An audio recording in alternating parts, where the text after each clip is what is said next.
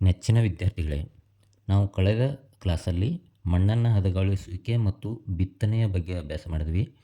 ಈ ಒಂದು ತರಗತಿಯಲ್ಲಿ ಸಾವಯವ ಗೊಬ್ಬರ ಮತ್ತು ರಸಗೊಬ್ಬರ ಸೇರಿಸುವುದು ಈ ಒಂದು ವಿಷಯದ ಬಗ್ಗೆ ಅಭ್ಯಾಸ ಮಾಡೋಣ. ಮಣ್ಣಿಗೆ ಸಾವಯವ ಗೊಬ್ಬರ ಮತ್ತು ರಸಗೊಬ್ಬರಗಳನ್ನು ಸೇರಿಸುವುದರಿಂದ ಅವಶ್ಯಕ ಪೋಷಕಾಂಶಗಳು ಬೆಳೆಗಳಿಗೆ ಉಪಲಬ್ಧವಾಗ್ತದೆ. ಸಸ್ಯಗಳ ಆರೋಗ್ಯಕರ ಬೆಳವಣಿಗೆ ಪೋಷಕಾಂಶಗಳ ರೂಪದಲ್ಲಿ ಮಣ್ಣಿಗೆ ಸೇರಿಸುವ ಪದಾರ್ಥಗಳನ್ನು ಗೊಬ್ಬರಗಳು ಎನ್ನುತ್ತೇವೆ. ನಿರಂತರವಾಗಿ ಬೆಳೆಗಳನ್ನು ಬೆಳೆಯುವುದರಿಂದ ಮಣ್ಣಿನಲ್ಲಿ ಕೆಲವು ಪೋಷಕಾಂಶಗಳ ಕೊರತೆ ಉಂಟಾಗ್ತದೆ. ಆದ್ದರಿಂದ ಮಣ್ಣಿಗೆ ಪುನಃ ಪೋಷಕಾಂಶಗಳನ್ನು ಸೇರಿಸುವುದರಿಂದ ಈ ಮಣ್ಣಿನಲ್ಲಿ ನಾವು ಪೋಷಕಾಂಶಗಳ ಉಪಲಬ್ಧತೆಯನ್ನು ಉಂಟು ಮಾಡ್ದಂಗೆ ಆಗ್ತದೆ. ಈ ಪ್ರಕ್ರಿಯೆಯನ್ನು ಗೊಬ್ಬರ ನೀಡುವಿಕೆ ಅಂತೀವಿ. ಉದಾಹರಣೆಗೆ ನಾವು ಕಬ್ಬನ್ನು ಬೆಳೆಯುವಾಗ ನೈಟ್ರೋಜನ್ ಯುಕ್ತ ಪೋಷಕಾಂಶಗಳು ಮಣ್ಣಿಗೆ ಅವಶ್ಯಕವಾಗಿರುತ್ತದೆ. ಆದ್ದರಿಂದ ನಾವು NPK, ಯೂರಿಯಾ ಮುಂತಾದ ಪೋಷಕಾಂಶಗಳನ್ನು ಮಣ್ಣಿಗೆ ಹಾಕ್ತೀವಿ. ಈಗ ಗೊಬ್ಬರ ಅಂದ್ರೇನು ತಿಳ್ಕೊಳ್ಳೋಣ.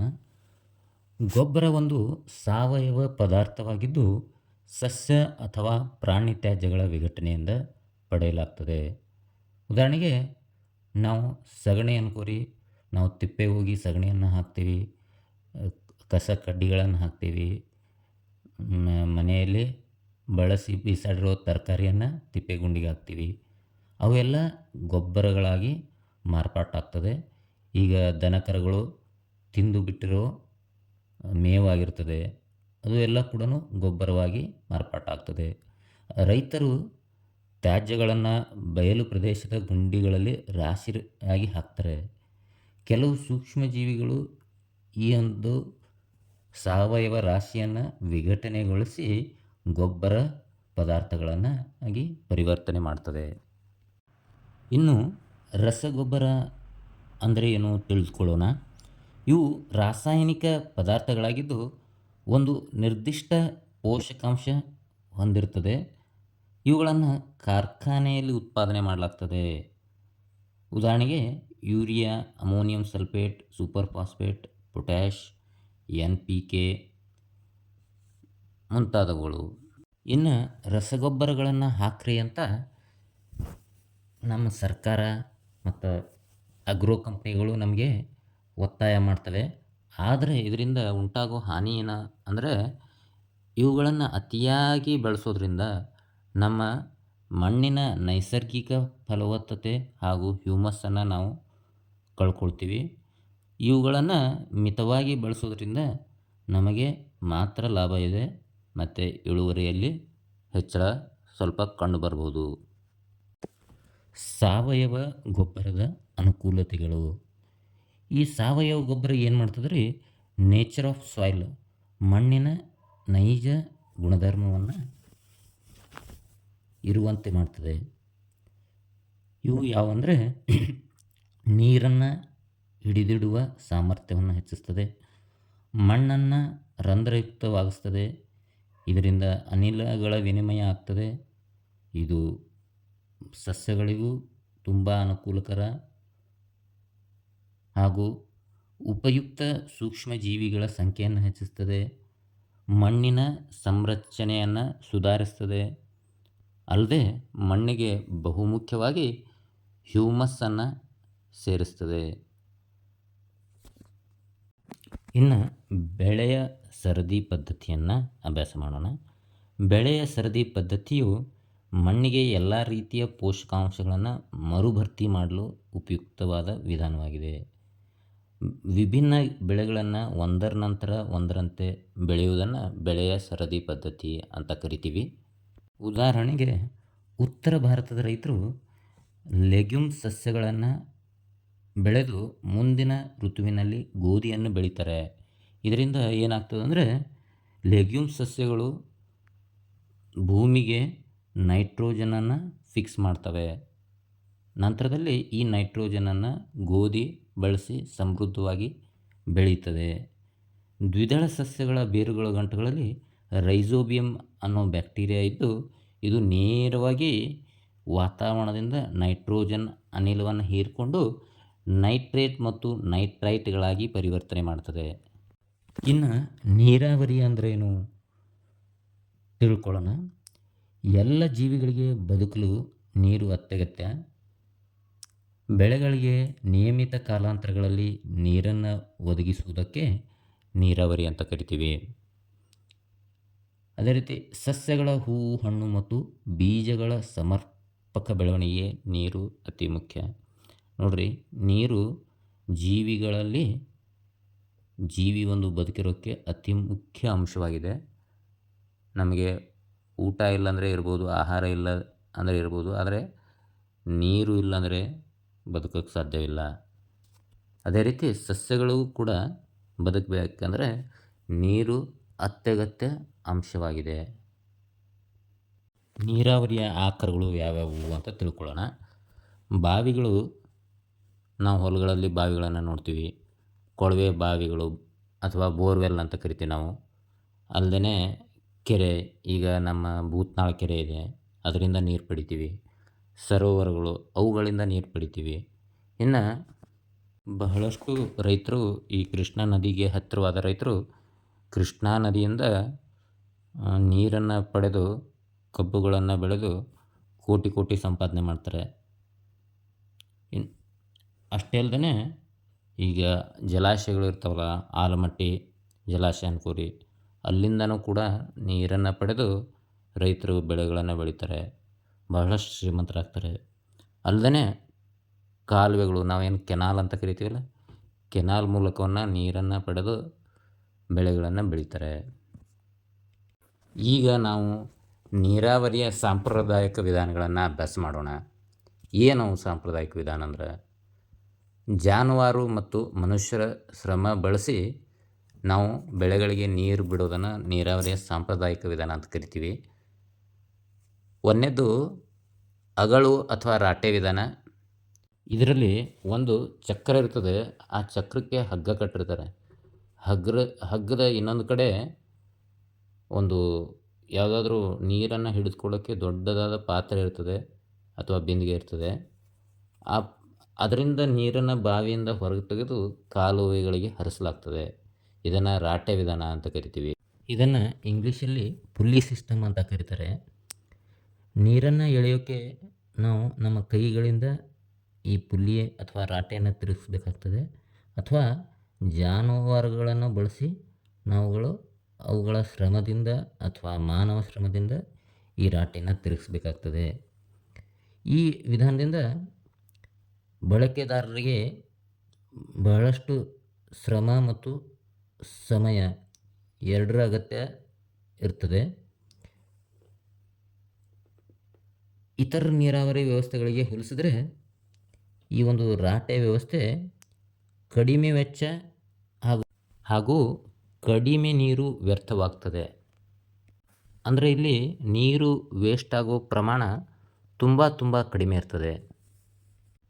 ಚೈನ್ ಪಂಪ್ ಘಟಕಗಳು ಸರಪಳಿಯಿಂದ ಒಂದಕ್ಕೊಂದು ಜೋಡಿಸಲಾದ ಎರಡು ಬೃಹತ್ ಚಕ್ರಗಳಾಗಿವೆ. ಇದರಲ್ಲಿ ಒಂದು ಚಕ್ರ ತಿರುಗಿದರೆ ಇನ್ನೊಂದು ಚಕ್ರ ಬಾವಿಯಿಂದ ನೀರನ್ನು ಮೇಲೆತ್ತುತ್ತದೆ. ಸರಪಳಿಗೆ ಕೆಲವು ಬಕೆಟನ್ನು ಜೋಡಿಸಲಾಗಿರ್ತದೆ. ಈ ಬಕೆಟ್ಗಳು ನೀರಲ್ಲಿ ಮುಳುಗಿದಾಗ ನೀರನ್ನು ತುಂಬಿಕೊಂಡು ಅವು ಮೇಲೆ ಬರ್ತವೆ. ಅವು ಮೇಲೆ ಬಂದ ನಂತರ ಅವು ಸಂಗ್ರಾಹಕದಲ್ಲಿ ಖಾಲಿ ಆಗ್ತವೆ. ಇವು ಸಂಗ್ರಾಹಕದಲ್ಲಿ ಖಾಲಿ ಮಾಡಿ ನಂತರ ಪುನಃ ಬಾವಿಗೆ ಈ ಬಕೆಟ್ಗಳು ಹೋಗ್ತವೆ. ಈ ಚೈನ್ ರೊಟೇಷನ್ನು ಖಾಲಿಯಾಗೋದು ತುಂಬಿಕೊಳ್ಳೋದು, ಖಾಲಿಯಾಗೋದು ತುಂಬಿಕೊಳ್ಳೋದು ನಿರಂತರವಾಗಿ ನಡೀತಾ ಇರ್ತದೆ. ಮೇಲೆ ಬಂದಾಗ ಖಾಲಿ ಆಗ್ತದೆ, ಕೆಳಗೆ ಹೋದಾಗ ತುಂಬಿಕೊಳ್ತದೆ. ಇದನ್ನು ಏತ ನೀರಾವರಿ ಅಥವಾ ಢೇಕ್ಲಿ ಅಂತಲೂ ಕರೀತಾರೆ. ಬಾವಿ ಅಥವಾ ಇತರ ಭೂಗತ ಜಲಾಶಯದಿಂದ ನೀರನ್ನು ತೆಗೆಯಲು ಇದೊಂದು ಮಾರ್ಗ ಆಗಿದೆ. ಒಂದು ಕಂಬವು ಹಗ್ಗ ಮತ್ತು ಬಕೆಟನ್ನು ಹಿಡಿದಿರ್ತದೆ. ಇನ್ನೊಂದು ತುದಿಯ ಕಡೆಗೆ ಒಂದು ಭಾರವಾದ ಕಲ್ಲು ಅಥವಾ ಕೌಂಟರ್ ವೇಟನ್ನು ಕಟ್ಟಿರ್ತಾರೆ. ಕಂಬ ಬಳಸಿ ನೀರನ್ನು ಇದರಲ್ಲಿ ಪಡೆಯಬಹುದಾಗಿದೆ. ಇನ್ನು ನೀರಾವರಿಯ ಆಧುನಿಕ ವಿಧಾನಗಳನ್ನು ಅಭ್ಯಾಸ ಮಾಡೋಣ. ಈ ವಿಧಾನಗಳು ನೀರನ್ನು ಮಿತವಾಗಿ ಬಳಸಲು ಸಹಾಯಕವಾಗಿವೆ. ಇವುಗಳಲ್ಲಿ ಮುಖ್ಯವಾದವುಗಳೆಂದರೆ ತುಂತುರು ವಿಧಾನ ಹಾಗೂ ಹನಿ ನೀರಾವರಿ ವಿಧಾನ. ಇನ್ನು ಕಳೆಗಳಿಂದ ರಕ್ಷಣೆ ಹೇಗೆ, ಇದನ್ನು ಅಭ್ಯಾಸ ಮಾಡೋಣ. ಕಳೆ ಅಂದರೆ ಏನು? ಒಂದು ಜಮೀನಿನಲ್ಲಿ ಬೆಳೆಯ ಜೊತೆಗೆ ಬೆಳೆಯುವ ಅನಪೇಕ್ಷಿತ ಸಸ್ಯಗಳನ್ನು ನಾವು ಕಳೆ ಅಂತ ಕರಿತೀವಿ. ಇನ್ನು ಕಳೆ ಕೀಳೋದು ಅಂದರೆ ಏನು? ಕಳೆಗಳನ್ನು ತೆಗೆದು ಹಾಕುವುದಕ್ಕೆ ಕಳೆ ಕೀಳುವುದು ಅಂತ ಕರಿತೀವಿ ನಾವು. ಇನ್ನು ಕಳೆ ಯಾಕೆ ಕೀಳ್ಬೇಕು ರೀ? ಕಳೆ ಕೀಳುವ ಅಗತ್ಯ ಆದರೂ ಏನು? ಕಳೆಗಳು ನೀರು, ಪೋಷಕಾಂಶಗಳು, ಸ್ಥಳ ಮತ್ತು ಬೆಳಕಿಗಾಗಿ ಬೆಳೆಗಳೊಂದಿಗೆ ಸ್ಪರ್ಧೆ ನಡೆಸ್ತವೆ. ಅದಕ್ಕೆ ಕಳೆಗಳನ್ನು ನಾವು ಕೀಳಲೇಬೇಕು. ಇಲ್ಲಾಂದರೆ ನಮಗೆ ಬೇಕಾದ ಬೆಳೆಗಳು ಸಮೃದ್ಧವಾಗಿ ಬೆಳೆಯುವುದನ್ನು ಕಳೆಗಳು ಅಡ್ಡಿಪಡಿಸ್ತವೆ. ಇನ್ನು ಕಳೆಗಳನ್ನು ನಿವಾರಿಸೋ ವಿಧಾನ ತಿಳ್ಕೊಳ್ಳೋಣ. ಬೆಳೆಗಳ ಬಿತ್ತನೆಗೆ ಮೊದಲು ಉಳುಮೆ ಮಾಡಬೇಕು. ನಂತರದಲ್ಲಿ ಕಳೆಗಳು ಹೂವು ಮತ್ತು ಬೀಜಗಳನ್ನು ಬಿಡುವ ಮೊದಲು ಕಿತ್ತು ಹಾಕಬೇಕು. ಬುಡ ಸಮೇತ ಕಿತ್ತುವುದು ಅಥವಾ ನೆಲಮಟ್ಟಕ್ಕೆ ಕತ್ತರಿಸುವುದು ಒಂದು ಉಪಾಯ ಆಗಿದೆ. ಕುರ್ಪಿ ಸಹಾಯದಿಂದ ಇದನ್ನು ಮಾಡಬಹುದು. ಅಲ್ಲದೆ ಯಾಂತ್ರಿಕ ಕೂರಿಗೆಗಳನ್ನು ಕೂಡ ಬಳಸ್ಬೋದು. ಅಲ್ಲದೆ ಕಳೆನಾಶಕಗಳು ಅಂತ ಕರಿತೀವಿ ನಾವು, ವೀಡಿಸೈಡ್ಸ್ ಅಂತ ಕರಿತೀವಿ. ಇವುಗಳನ್ನು ಸಿಂಪಡಣೆ ಮಾಡೋದ್ರಿಂದನೂ ಕೂಡ ಕಳೆಗಳನ್ನು ನಾಶಪಡಿಸಬಹುದಾಗಿದೆ. ಉದಾಹರಣೆಗೆ 2,4-D ಕಳೆನಾಶಕಗಳನ್ನು ನಾವು ತುಂಬ ಕಡಿಮೆ ಬಳಸಬೇಕು ಅಥವಾ ಬಳಸದೇ ಇದ್ದರೆ ಒಳ್ಳೆಯದು. ಯಾಕಂದರೆ ಇವು ಮಾನವನ ಆರೋಗ್ಯದ ಮೇಲೆ ವ್ಯತಿರಿಕ್ತ ಪರಿಣಾಮವನ್ನು ಉಂಟು ಮಾಡ್ತದೆ. ಇವು ನಮ್ಮ ನೆಲದಲ್ಲಿ, ಅಂತರ್ಜಲದಲ್ಲಿ ಶೇಖರಣೆಯಾಗಿ ನಾವು ಇಂಥ ಒಂದು ಕಳೆನಾಶಕದ ಅಂಶದ ನೀರನ್ನು ನಾವು ಸೇವನೆ ಮಾಡಿದಾಗ ನಮಗೆ ಕ್ಯಾನ್ಸರ್ನಂತಹ ರೋಗಗಳು ಬರ್ತವೆ. ಅದಕ್ಕೋಸ್ಕರ ಕಳೆನಾಶಕವನ್ನು ನಾವು ಬಳಸದೇ ಇದ್ದರೆ ಉತ್ತಮ. ಕಳೆನಾಶಕಗಳನ್ನು ಸಿಂಪಡಣೆ ಮಾಡುವಾಗ ರೈತರು ತಮ್ಮ ಕಣ್ಣು, ಮೂಗು, ಬಾಯಿಯನ್ನು ಒಂದು ಫೇಸ್ ಮಾಸ್ಕಿಂದ ಕವರ್ ಮಾಡ್ಕೊಂಡಿರಬೇಕು. ಇಲ್ಲದಿದ್ದರೆ ಅವರ ಶರೀರದಲ್ಲಿ ಕಣ್ಣು, ಮೂಗು, ಬಾಯಿಯಿಂದ ಈ ಕಳೆನಾಶಕಗಳು ಹೋಗಿ ಅಪಾಯಕಾರಿ ರೋಗಗಳನ್ನು ತಂದೊಡ್ಡುವ ಸಾಧ್ಯತೆ ಇರ್ತದೆ. ಇನ್ನು ಕೊಯ್ಲು ಅಂದ್ರೇನು ತಿಳ್ಕೊಳ್ಳೋಣ. ಪಕ್ವವಾದ ನಂತರ ಬೆಳೆಯನ್ನು ಕತ್ತರಿಸುವುದಕ್ಕೆ ಕೊಯ್ಲು ಅಂತ ಕರಿತೀವಿ. ಬೆಳೆ ಸಸ್ಯಗಳನ್ನು ಬುಡ ಸಹಿತ ಕೀಳಲಾಗ್ತದೆ ಅಥವಾ ನೆಲಮಟ್ಟಕ್ಕೆ ಕತ್ತರಿಸಲಾಗ್ತದೆ. ಇದನ್ನು ಕೊಯ್ಲು ಮಾಡೋಕ್ಕೆ ಕುಡುಗೋಲು ಬಳಸಲಾಗ್ತದೆ ಅಥವಾ ಹಾರ್ವೆಸ್ಟರ್ ಯಂತ್ರ ಬಳಸಿ ಮಾಡಲಾಗ್ತದೆ. ಕೊಯ್ಲು ಮಾಡಿದ ಮೇಲೆ ಸಂಗ್ರಹಣೆ ಒಂದು ಬಹುಮುಖ್ಯವಾದ ಕೆಲಸ ಆಗಿದೆ. ಧಾನ್ಯಗಳನ್ನು ದೀರ್ಘಕಾಲದವರೆಗೆ ಸಂಗ್ರಹಿಸಬೇಕಾದ್ರೆ ಅವುಗಳನ್ನು ತೇವಾಂಶ, ಕೀಟಗಳು, ಇಲಿ ಮತ್ತು ಇನ್ನು ಧಾನ್ಯಗಳನ್ನು ಒಣಗಿಸೋದು. ಕೊಯ್ಲು ಮಾಡಿದ ನಂತರ ಬೆಳೆಗಳಲ್ಲಿ ಅಧಿಕ ತೇವಾಂಶ ಇರ್ತದೆ. ಒಣಗಿಸದೆ ಸಂಗ್ರಹಿಸಿದರೆ ಅವು ಹಾಳಾಗಬಹುದು ಅಥವಾ ಕೀಟಗಳ ದಾಳಿಗೆ ತುತ್ತಾಗಬಹುದು. ಅಲ್ಲದೆ ಮೊಳಕೆ ಕೂಡ ಒಡಿಬಹುದು.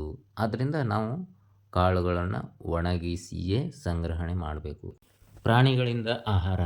ಪ್ರಾಣಿಗಳು ಸಹ ನಮಗೆ ವಿಭಿನ್ನ ವಿಧದ ಆಹಾರ ಒದಗಿಸ್ತವೆ.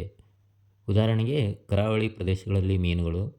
ಬೆಳೆಯ ಉತ್ಪಾದನೆಯು ಅನೇಕ ಹಂತಗಳನ್ನು ಒಳಗೊಂಡಿರುವ ಸಾಕಾಣಿಕಾ ಕೇಂದ್ರಗಳಲ್ಲಿ ಸಾಕುವ ಪ್ರಾಣಿಗಳಿಗೆ ಸಮರ್ಪಕ ಆಹಾರ, ಆಶ್ರಯ ಮತ್ತು ಕಾಳಜಿ ವಹಿಸಬೇಕಾಗ್ತದೆ. ದೊಡ್ಡ ಪ್ರಮಾಣದಲ್ಲಿ ಮಾಡಿದಾಗ ಇದನ್ನು ಪಶುಸಂಗೋಪನೆ ಅಂತ ಕರಿತೀವಿ. ಈ ಪಾಠದಲ್ಲಿರುವ ಪ್ರಮುಖ ಪದಗಳನ್ನು ಅಭ್ಯಾಸ ಮಾಡೋಣ. ಕೃಷಿ ಪದ್ಧತಿಗಳು. ಬೆಳೆಗಳ ಕೃಷಿ ಒಂದು ನಿರ್ದಿಷ್ಟ ಕಾಲಾವಧಿಯಲ್ಲಿ ರೈತರು ಕೈಗೊಳ್ಳುವ ಅನೇಕ ಚಟುವಟಿಕೆಗಳನ್ನು ಕೃಷಿ ಪದ್ಧತಿ ಅಂತ ಕರಿತೀವಿ. ಪಶುಸಂಗೋಪನೆ. ಸಮರ್ಪಕ ಆಹಾರ, ಆಶ್ರಯ ಮತ್ತು ಕಾಳಜಿ ಒದಗಿಸಿ ಮನೆಗಳಲ್ಲಿ ಅಥವಾ ಸಾಕಾಣಿಕೆಯ ಕೇಂದ್ರಗಳಲ್ಲಿ ಪ್ರಾಣಿಗಳನ್ನು ಸಾಕುವ ವಿಧಾನ. ಬೆಳೆ ಒಂದು ಸ್ಥಳದಲ್ಲಿ ಒಂದೇ ರೀತಿಯ ಸಸ್ಯಗಳನ್ನು ದೊಡ್ಡ ಪ್ರಮಾಣದಲ್ಲಿ ಬೆಳೆದು ಕೃಷಿ ಮಾಡುವುದು. ರಸಗೊಬ್ಬರ. ರಸಗೊಬ್ಬರಗಳು ರಾಸಾಯನಿಕ ಪದಾರ್ಥಗಳಾಗಿದ್ದು ಒಂದು ನಿರ್ದಿಷ್ಟ ಪೋಷಕಾಂಶವನ್ನು ಹೆಚ್ಚಾಗಿ ಹೊಂದಿರ್ತವೆ. ಇನ್ನು ಗೋದಾಮುಗಳು ಅಧಿಕ ಪ್ರಮಾಣದಲ್ಲಿ ಬೆಳೆದ ಕಾಳುಗಳನ್ನು ಸಂಗ್ರಹಿಸಲು ಮಾಡಿರಲಿರುವ ವ್ಯವಸ್ಥೆ. ಕೊಯ್ಲು ಪಕ್ವವಾದ ನಂತರ ಬೆಳೆಗಳನ್ನು ಕತ್ತರಿಸುವುದು. ನೀರಾವರಿ ಬೆಳೆಗಳಿಗೆ ನಿಯತ ಕಾಲಾಂತರಗಳಲ್ಲಿ ನೀರನ್ನು ಒದಗಿಸುವುದು. ಖಾರಿಫ್ ಮಳೆಗಾಲದಲ್ಲಿ ಬಿತ್ತನೆ ಮಾಡುವ ಬೆಳೆಗಳು. ಸಾವಯವ ಗೊಬ್ಬರ ನೈಸರ್ಗಿಕ ಪದಾರ್ಥವಾಗಿದ್ದು ಅದನ್ನು ಸಗಣಿ ಮತ್ತು ಸಸ್ಯಗಳ ಉಳಿಕೆಗಳ ವಿಘಟನೆಯಿಂದ ಪಡೆಯಲಾಗ್ತದೆ.